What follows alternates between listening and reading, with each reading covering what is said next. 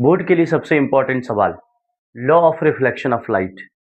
Law of reflection of light के दो law हैं, law first and second law. दोनों लॉ के बारे में देख लेते हैं।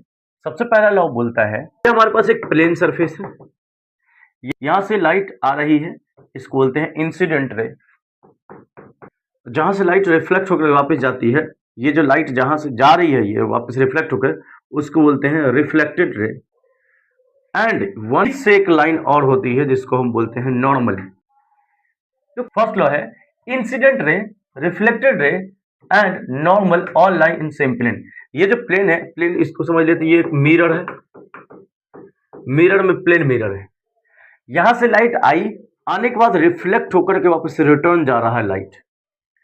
तो ये जो इंसिडेंट रे, ये जो रे हुआ और रिफ्लेक्टेड रे हुआ, और ये जो नॉर्मल दिख रहा है आपको, ये नॉर्मल, ये जो नॉर्मल है ये परपेंडिकुलर लाइन होता है, सरफेस के परपेंडिकुलर होता है। ये तीनों सेम प्लेन पे लाई कर रहा हूं, प्लेन कौन सा, ये मिरर है। ये पहला लॉ कहता है। सेकेंड लॉ कहता है कि आई इक्वल्स टू आर, यानी यहां पर जो एंगल बनेगा ये इसके बीच में और इसके बीच में, यानी इंसिडेंट रे के बीच में और नॉर्मल के बीच में, उसको बोलते हैं एंगल आई। और यहां पर रिफ्लेक्टेड रे और नॉर्मल के बीच में जो पड़ेगा इसको बोलते हैं एंगल आर।